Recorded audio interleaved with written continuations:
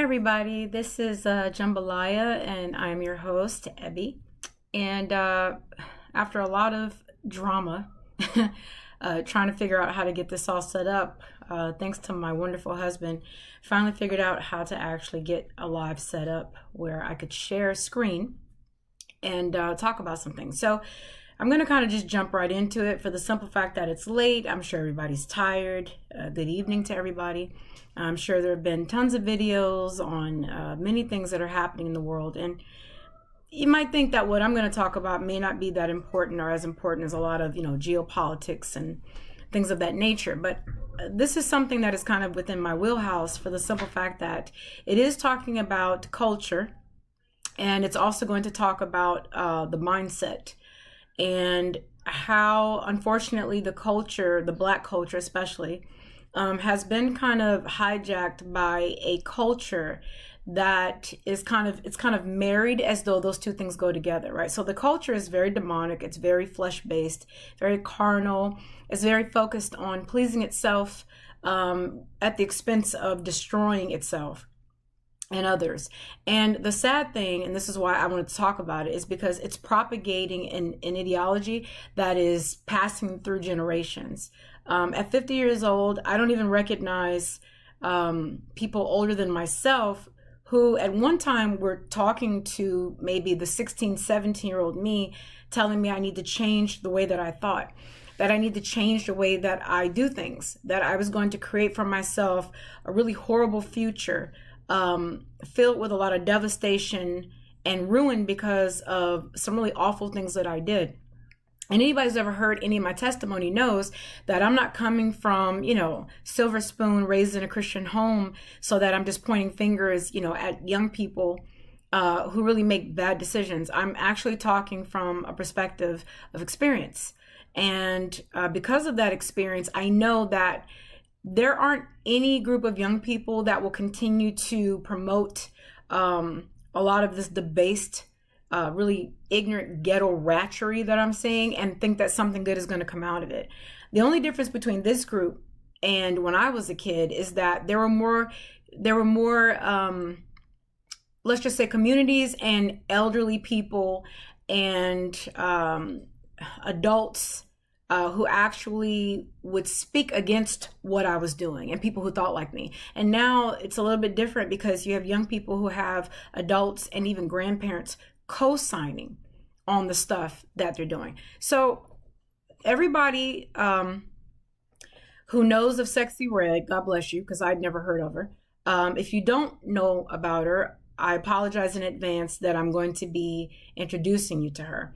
The video that I'm doing now has very little to do with her and more of a way of thinking, because there's a group of people that are older than this young woman who are capping for her and applauding her and supporting her. And I just wonder where are the adults, where are the adults in the room at? Because this young woman represents everything that is trash in the culture. I'm just going to say it, literally trash. I won't weaken or deaden your brain cells by even mentioning her lyrics. But let's just say this.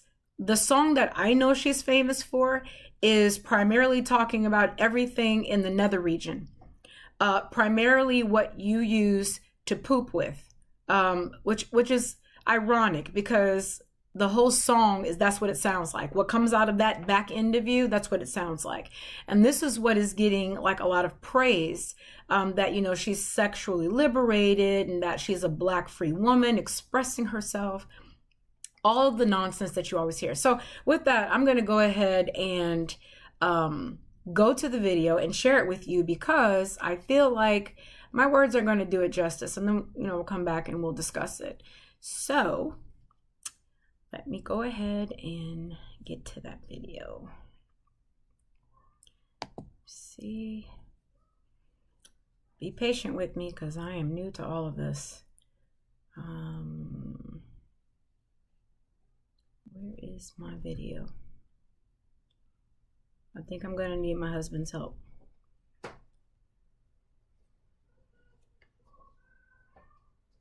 Because I'm not seeing the actual video.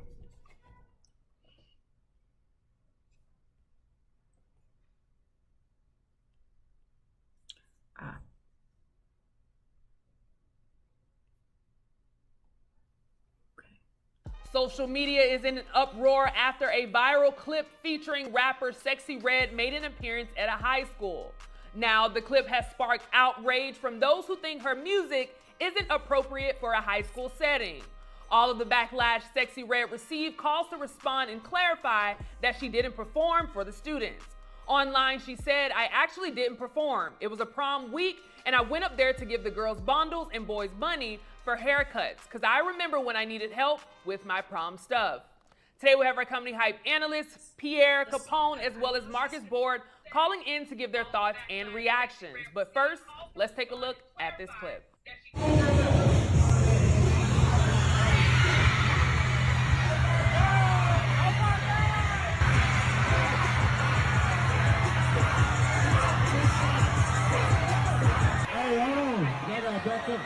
Hey, yo, this is a rap. I tell y'all don't come on this court. Y'all came on the court. Gotta shut it down. Now, Marcus, this topic actually falls under the no capital, so I'm going to let you take it away. What is going on with this?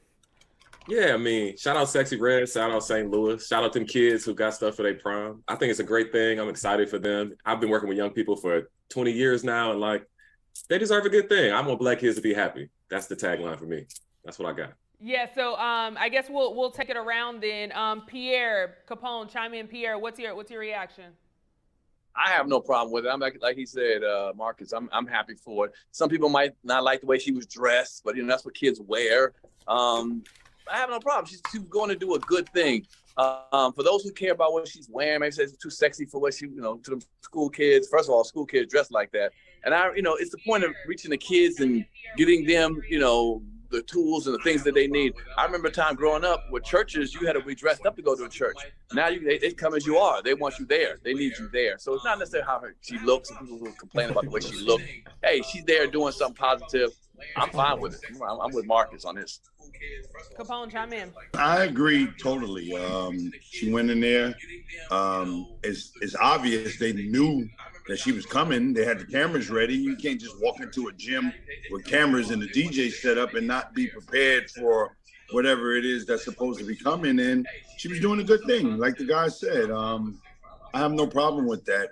I don't know what the complaint is about. She didn't rap her song. She just came in there, and even the organization that put it together was saying, we told y'all not to come to the floor like this. Now y'all gonna mess up a good thing. So all the way around, it was a win-win situation. It's a couple tweets that we can read about this too. There was one that said, "How about a white school? This is exactly why Black kids are at the bottom of every statistical category across the country. Whoever approved this should be fired and replaced." Strong take. Another person said, "What principal in their right mind approved this overt, sexualized, vulgar, brazen woman to speak to children?" So pause it now to talk. How y'all feeling about that? There's this conversation about rap music is too explicit for kids. It feel like it's 1994 again. What y'all think about that? Well, I don't agree with it. I mean, it is what it is. Well, I'm not the same floodgates are person open. the video. You know what I'm saying? How about you monitor your children if you're that concerned? And that's what they're saying, right? I mean, to say that she shouldn't look. Sometimes you got to get what you got to get from wherever you can get it from. It's a positive situation. Come on now. If you want to nitpick who's delivering the stuff all the time, then you're going to be sorely miss a lot of stuff. So I have no problem with, I guess, like you said earlier with her. So whoever that person said, the person was to get fired and all this kind of stuff. All right, well, then you organize something. You give stuff to them kids. How about that? You, the person that wrote that email or that text, you organize some stuff. And you get the kids some stuff. How about that? Instead of sitting there just typing stuff, complaints. Let's see what you organize. You're able to organize. You're an upstanding individual. I'm quite sure who texts that. Who just text that. So you do it. They said it's Principal Ava from Abbott Elementary. What you got, Capone? Hell no. I feel that people are going to critique no matter what it is that you try to do. That's her own personal issues with rap and language and all of that type of stuff. So it comes to a point to where you just have to do what you can do and not worry about pleasing everybody. Because when you worry about that, you'll never get anything accomplished. Right. So, Symphony, I would love to hear your thoughts, just because there's a lot of women rappers in the game right now, young women rappers at that. We talking about Glorilla, we talking about Ice Spice, we talking about Monaleo, we talking about all these people, Sexy Red. So how much do you think that factors into this, where it's really just folks who don't want young Black women to be able to be empowered, to be strong, and to be involved in these communities the way that they are? Yeah, well, I'll start by saying, like, it's crazy because a lot of people, you know, they always run back to, you know, their religion or whatever, but Jesus' disciples were murderers and thieves and all this type of stuff. So, you know, people always have things to say about who's delivering the message, but as long as it's a positive message being delivered, I'm all for this. You know, Sexy Red came in, and also, too, I feel like it falls on, So there's no let me see what artist they're saying, and I'm development. just going to stop the When she video. first came in, you know, she stuck her birds and all that kind of stuff, but she immediately, I think she kind of remembered where she was and kind of put it down and then went into the crowd. But as far as what we're seeing in the rap game with women, Black people, and I was just saying here in the studio, Black people talk about all the time how we're not a monolith. But as soon as somebody does something that's different than what we do, it's like, oh no, you can't be that way, you can't do that way. The thing. Let me see what they're saying, and I'm just going to stop the video.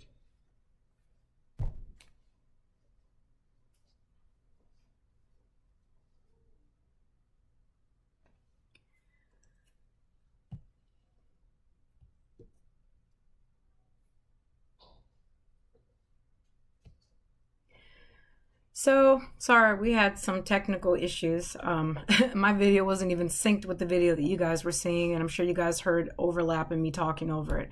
So I'm just going to go ahead and accept the flood for what it is, because I could just shut the video down, but we're already in here, so let's just go ahead and roll with it. Number one, I think the first thing that we need to do when we're discussing these types is to just deal with the facts. What are the facts? The facts are, you have a high school that is poorly performing in St. Louis. I actually did some of the research and saw that, and I'll go ahead and just read it for you, that Hazelwood Central High, their motto, by the way, which I think is laughable, is learners today, leaders tomorrow. They're ranked within the bottom 50% of all 556 school districts in Missouri, based off of combined math, reading proficiency testing. Okay? So let's just start there. And I did read that I think a year ago they had a shooting in the school, a year or two ago. The administration actually contacted, had to, this young woman's team or her handlers or whoever, to actually get her to come to the school. Now, it's interesting because in April, she went to another school in St. Louis, and she did rap her song, which is very nasty and vulgar.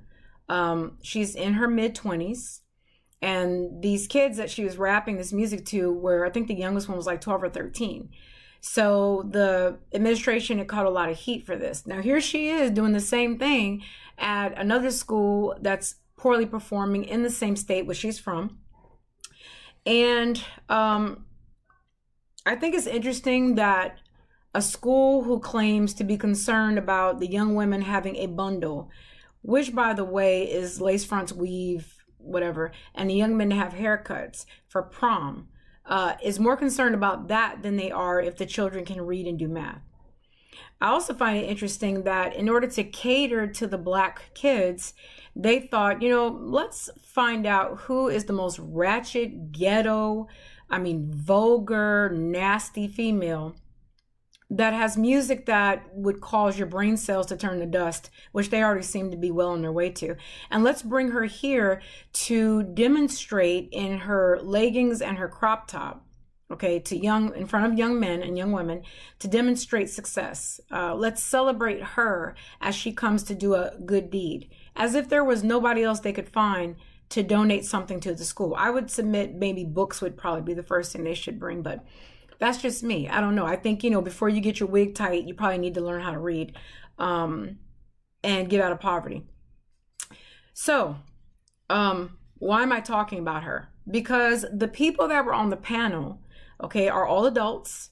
And I'm just going to mention some of the things that they said. So one of the things that was brought up, because there were parents that were very, very ticked off about this woman coming to the school, said, listen, why couldn't you bring someone, right, who was not vulgar and filthy?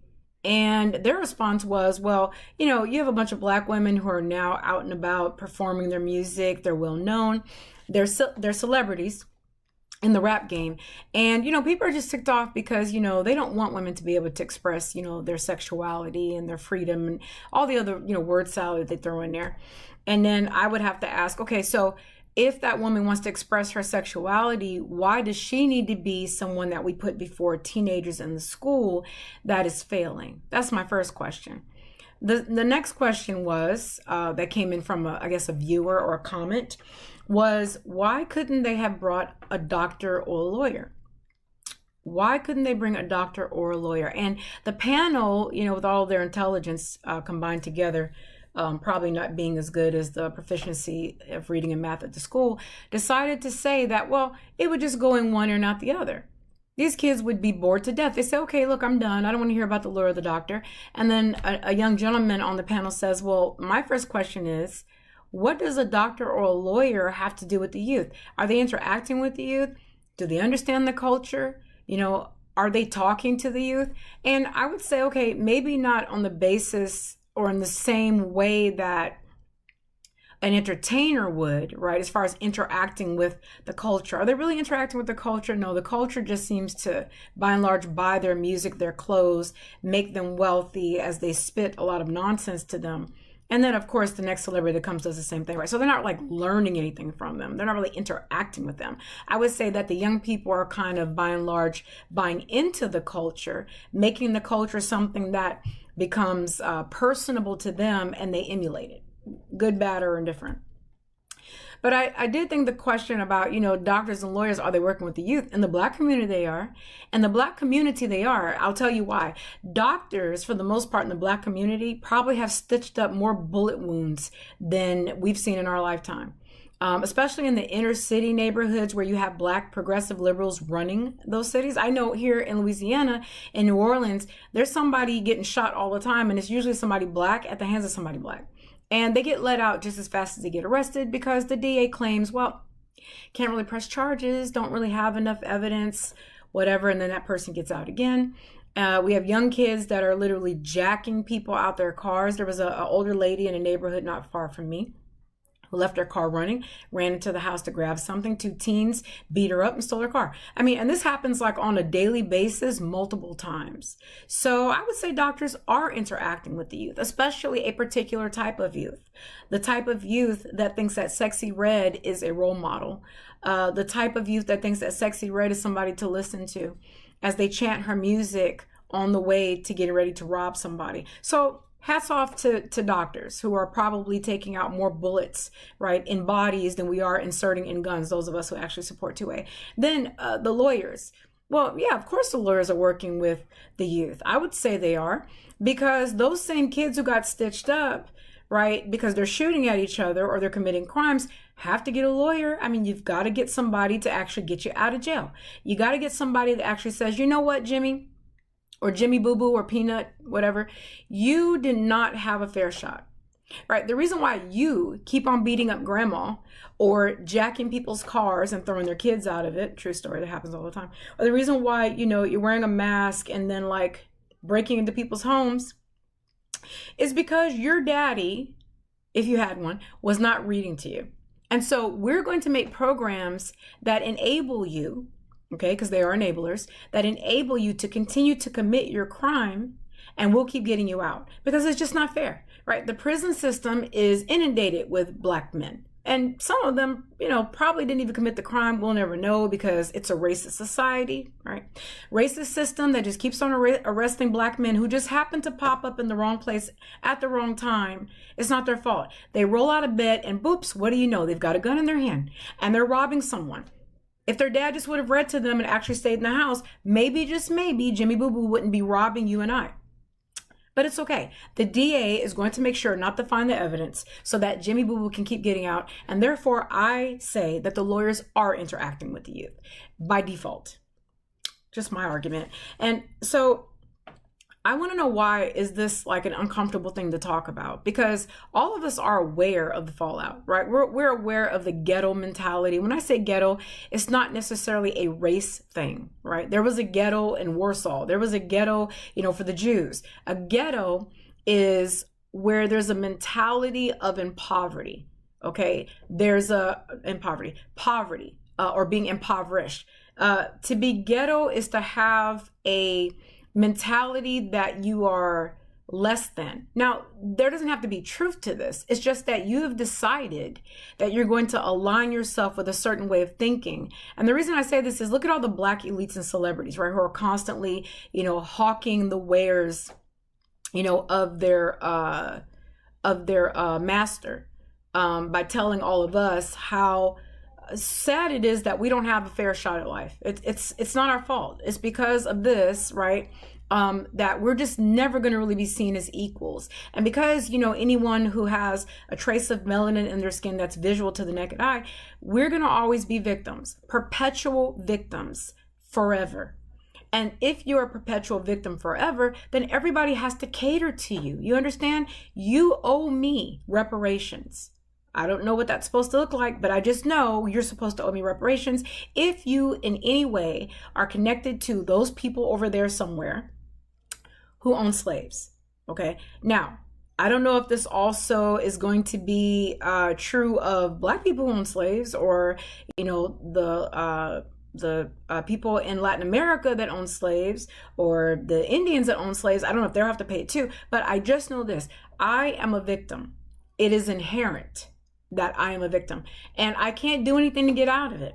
So you have to feel sorry for me, and you have to cater to my nonsense. You have to accept that I probably turned out to be a criminal, don't want to do the right thing, don't have to accept the law, the rule of law, because I'm above the law. Why? Because I'm Black.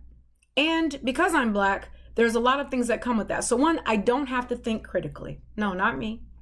No, thinking critically is a Eurocentric idea. Okay, that's not for me. I have ancestors that come from Africa, and they didn't think critically. Also, I don't have to have any moral standards. What is that? Morality comes from Europe. It comes from white people. And they're trying to oppress me by making me actually have some type of accountability, because we all know in Africa, nobody had accountability. Huge continent, many countries, many tribes, many languages, doesn't matter. Monolith everybody to damn and just say, you know what? They clearly didn't have any moral standards. They did whatever they wanted, however they wanted, and any sense of order, okay, and accountability must come from Europe. How about a set of principles? Nope, can't use those, because I didn't have my father in the home, and I wasn't raised in a Christian environment. I didn't finish school. I had 2 abortions when I was young, right? I went to prison at 19. I did. So I get to blame all of that on the fact that I'm brown, and you have to feel sorry for me.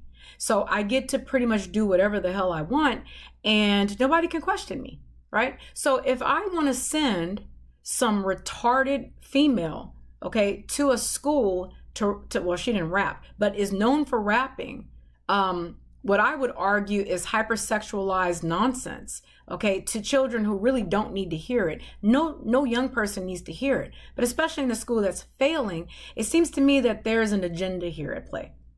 And let me explain why. If you don't have the ability to analyze facts, okay, and form judgment, okay, you can't problem solve. And these kids cannot problem solve. When this woman, and she's a woman, she's not a kid, when she walked into the school, all of these young people screamed, yelled, they bum rushed the stage where she was. And all of this for what? What is she known for? Well, she's known for singing a song, like I said, about her rear end and the color of the inside of it. I'm just telling you. Also the front end and the color inside of that. And because she sings this music, she got bum rushed as though she's offering something. Now, I'm sorry. I have a belief that her bringing lace fronts and free haircuts is not going to cause young people to bum rush the stage. As soon as she walked in, she's throwing up the middle finger and gang signs, and they were excited. Okay. Now, I don't blame the kids, because they are a product of their environment. However they're being raised and whatever they're being told, they're fed this nonsense ad nauseum. I just think it's really sad that the school, the administrative leadership, didn't think that, you know what, probably not a good idea to get in touch with this sexy red chick and have her come to the school to speak to our youth. Probably like we're going to take a L for that. But no. They said, you know what? She represents the culture. And these kids know her and they like her and they know her music. So why not get her to come in? But if you're a thinking person and you like to problem solve, and I do, you think to yourself, would they have wanted someone like that to come to their school for their children? Because I doubt if any of their children go to that school. The second question I have is, what did you personally stand to gain? Are you connected to the NEA? Is this a union move? Are you giving money to the Democratic Party or the progressive liberals? Because I'm trying to understand how the school benefits. Usually there is a benefit of some type, right?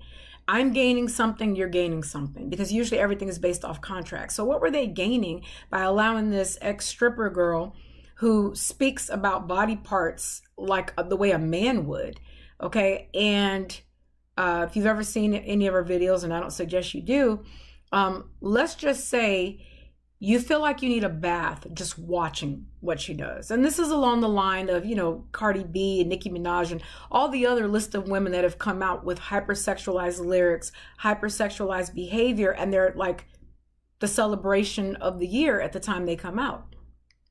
So that leads me to this question. Why does the Black community seem to capitalize on this stuff? What is it about Black culture? And I'm not even going to call it Black culture. I'm going to call it reprobate culture that Black people seem to be drawn to like a moth to a flame. What is it about reprobate culture that only speaks on the most debased level, right? When I say debased, I mean like this instinctual thing like dogs have, right? Dogs sniff each other's behind, right? They eat stuff off the ground. They'll sometimes eat their own vomit, okay? And they pretty much live instinctually. They'll hump on anything that's moving, that's in heat, right? But that's a dog, right? And even dogs have barriers. Like I've never seen, male dogs running a homosexual group, okay? You can talk about the exception, but I'm talking about the rule. As a rule, boy dogs do not hump on boy dogs. They're not like trying to make homosexual relationships with boy dogs. But for some reason in the Black community, there are a group within it that seem to be drawn to the most filthiest, most vulgar, denigrating behavior. And I have to wonder why. Why is it that people maybe 30, 40 years ago who would have thought this is disgusting, right? I don't want anything to do with this. When it came to men, men were super masculine, and to be effeminate or to accept anything that was pertaining to a woman upon their person was anathema. It was unheard of, right? Women not being feminine was unheard of. Again, you always have the exception, but the exception is not the rule. So I don't care about the exception. I don't care about 2 people doing something out of 200. This was not the rule. And now all of a sudden, everything that was the norm and accepted in society is turned upside down. And we literally have adults saying things like, who's going to want to listen to a lawyer or a doctor talk? They're not speaking to the youth of today. Well, I wish they were, because the people speaking to the youth of today are describing for us the color of their butthole. Like that's where we're at right now. And they're coming into the school to give lace front bundles, okay, or haircuts for people's prom. This is who we have representing, I guess, the youth now. And just keep in mind, these young people are having sex at a higher rate, okay? They're having children out of wedlock at a higher rate. They're having abortions at a higher rate. They are already hypersexualized. They're like little adults in emotionally 5-year-old bodies. So they're acting like adults, but they don't have the wherewithal to actually adult. And so because of the music and the experiences they're having, they're going to be having children at an earlier age, which means that those children, okay, are going to be the same type of people, but worse. And I'm not saying all of them, but I know I'm a product of my environment, and I had to change. Right? I had to change, because once I knew better, I realized that environment was not conducive to what God would have for me. And yes, those kids can change too. But listen to what I'm saying. It took a lot of hard knocks for me to get to where I am. I would have really preferred if I had a mother and father to exemplify for me what right living was, what making good choices looks like, right? I would have loved to have had people inform me that there are certain things you do and there are certain things you don't do. and then exemplify that. I would have loved to have people sit down and discuss what life really is like. That one day you're not going to be 10, 11, 12, 13, 14. You will be 20, going through 25 to 30. And if you're still thinking the way you were at that age, your decisions are going to be based upon how you think or don't. And you're going to suffer. Others will too, but you will ultimately suffer. Having an emotional IQ, okay, that's high, I think is better than just having an intellectual IQ that's high. There are plenty of smart people that are emotionally 5 and they can't problem solve. I'll give you a quick story to prove what I'm talking about. And then I'm going to kind of just end it there. A gentleman shared a story on Twitter where he was talking about, he was standing in line doing his self-checkout. And as he's doing his self-checkout, he's double bagging. He has at least about $300 worth of groceries or more. And, you know, they have like the person, usually a young person, standing and kind of like monitoring what's going on with the self-checkout in case you need help, what have you.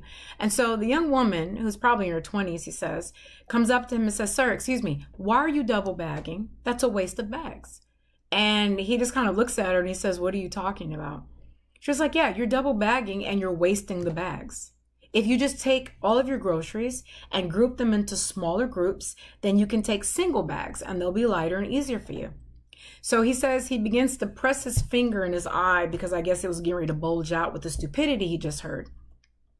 And he said, "So let me get this straight. You think that I'm going to actually save bags by not double bagging?" She said, "Yes. It makes perfect sense. If you separate the groceries into smaller groups, you'll put them in single bags and you won't need to double bag."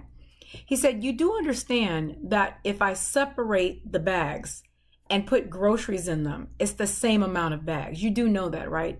And she looks perplexed at this, not because she's wrong, but because she thinks he's wrong. And she goes, "Oh my God, you're not getting it. Sir, when you double bag, you are wasting the bags, okay? But if you separate the bags and you put the groceries in smaller groups," so she's like reiterating the same stupid nonsense, "and separate them, guess what? You won't have to use 2 bags." To which he responds, "Is this like Common Core math?"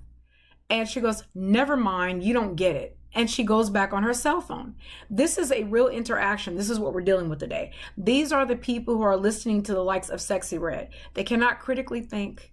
They can't problem solve. They immediately become irate because they can't process just basic information. And people like myself and some of you get frustrated because you can't believe it's not making sense to them. You wonder, am I crazy? Am I the crazy one? Right? When you talk to young people and they say things like, "Well, if you're upset with me for having an abortion, right, then you just don't believe that women should have rights to their body because that's a parasite. And a parasite needs a host." And they're not realizing what a parasite actually is, and that a parasite doesn't develop into a child that you can give birth to. It doesn't matter. You can explain all that to them. They don't get it. That's a real interaction I had, by the way, on Instagram with someone. They literally told me that. And they said that the baby, she called it a fetus, and I explained to her that fetus in Latin actually means baby, but whatever. What does that mean? I had another person tell me that abortions are actually saving Black people's lives because those are Black people that don't have to be here to struggle. And I said, well, I hope you have that same smoke, right, for Black men who are killing each other and then dying. Don't come on TV crying about them dying if you think that abortions are saving Black people's lives. And he said the two are not the same. I mean, this is the kind of mentality we're dealing with. This is real people in the real world that we live with that think like this. So all of the emojis and all of the pound signs and the asterisk and the exclamation points is pretty much their language, okay? Any words that actually have to be articulated, spelled, read in a book, good luck. Because at the end of the day, if your children or mine, okay, or their children's children are going to be hijacked, okay, and be told that Sexy Red is somehow a representation of anything good in the culture, then I'm just going to tell you now, the next generation is going to be dumb as a box of rocks. I personally am protecting my children from being captured by the culture. I'm not allowing my children to be a part of this nonsense. And so already they get pushback from children their age who can't fathom that they can critically think. And so, of course, what do you think they say to them? You're homophobic. you're transphobic, you're racist, even though they're black. So listen, to all of you who support the sexy reds of the world, just stay away from me and my kids. I'll just say that, just stay the hell away from me, because I actually do read. I'm going to encourage you to read. I might say some words that you consider big because you don't read, and you're going to be pissed off with me because I'm not going to pull any punches. I'm not going to do any type of political correct speaking to you. I'm not going to sugarcoat, and it's not out of vitriol or hate. It's not out any personal vendetta. It's because I'm sick of people acting as if the lowest and the most disgusting of the community and the culture should somehow be elevated. You know, the George Floyd lovers, St. George Floyd, those types of people. If that's your ideology, keep it far away from me, because for me, you're only going to hear true things. You're only going to hear true things from Blanche. You're only going to hear true things from Chad. You're only going to hear true things from Chuck and Keisha and Louisiana Squad Sisters and Kevin. You're only going to hear true things from brown people who may be forced into the Republican square, but we're not. We have conservative voices because we actually want to conserve something. And it starts primarily with making sure that God is true and every man a liar. So if you're saying things that don't jibe with what the word of God says, and I really don't even care, you know, what the world's views are on God, because they're the most godless of our society. So, you know, people that don't believe in God or criticize the scripture, whatever, go kick rocks. Because the way I feel about it is, the way the world is going, how they're pushing their agenda and their ideology, and they're allowed to say whatever they want, however they want, and they even pursue it with violence. Well, I'm not going to be violent. I'm not going to fight anybody, but I'm not going to be quiet either. I'm just going to say true things in true ways. And whoever is drawn to that, let's go. That's it. All right. I'm Jambalaya. This is Ebby. I hope you enjoyed this live. I promise I'm going to get better with these tools. I do not know what I'm doing. My husband and I will figure it out. But if you liked what you saw, please leave a comment, like, share, subscribe. And until then, I'm out. Shalom.